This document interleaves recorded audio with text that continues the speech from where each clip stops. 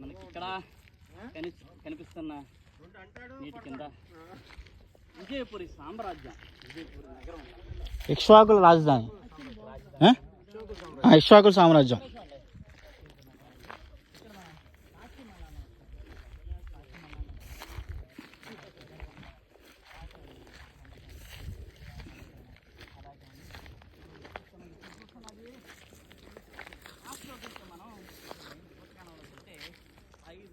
విస్తీర్ణం కలిగిన పెద్ద పెద్ద డిగ్గులు కనిపిస్తాయి అనమాట. అక్కడ పైనుంచి చూస్తే అంత గొప్ప ప్రదేశం. అంటే ఈ కొండ చుట్టూ అంటే ఈ సైడ్ 2 విలేజెస్ ఉన్నాయంట ఆల్రెడీ. ఆ విలేజెస్ పేరేంటంటే ఒకటి నెడంచెర్ల, ఏలేశ్వరం, నెడంచెర్ల, ఇంకోటి ఏదో పేరు ఉంది ఇక్కడ ఉండేవి. కాబట్టి ఏంటంటే ఏలేశ్వరం అనే గ్రామం ఉంది కాబట్టి ఈ కొండ పక్కన ఏలేశ్వరం గట్టు అంటున్నారు. ఏలేశ్వరం గట్టు ఆ గ్రామం పేరు మీదగానే పిలుస్తున్నారు అన్నమాట, ఏలేశ్వరం గట్టు అని.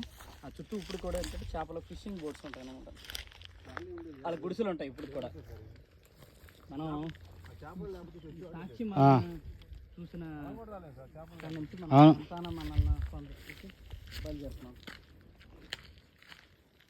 సంతానం మనల్ని దగ్గరికి వెళ్తాము. పూర్వకాలంలో ఏంటంటే అంటే చుట్టుపక్కల విలేజెస్ వాళ్ళు పిల్లల పట్టణాలు సంతానం కోసం ఈ గుడి దగ్గరికి ఇప్పటికీ వస్తున్నారు, ఇప్పటికీ వస్తున్నారంట. ఇప్పటికీ వస్తున్నారా?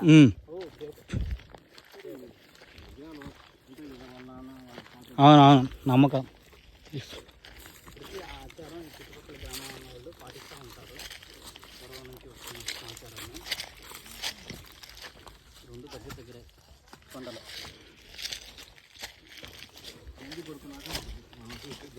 ఇదా? ఓకే, నంది పడుకున్న ఆకారంలో ఉంటుందంట దూరం నుంచి చూసి ఈ కొండ. కాబట్టి దీన్ని నందికొండ అంటారండి.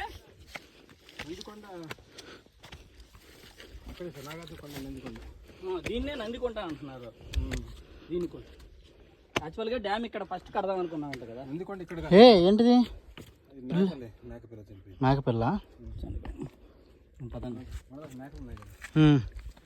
నిజం, పైన దూరం నుంచి మన బోట్ నుంచి చూస్తే నంది ఆకారంలోనే ఉంటుందండి. ఇప్పుడు ఈ కొండ మీద ఉన్న హైయెస్ట్ ప్లేస్లో ఎత్తైన ఏరియాలో సంతానం అన్న గుడి నిర్మించబడింది అనుకుంటా.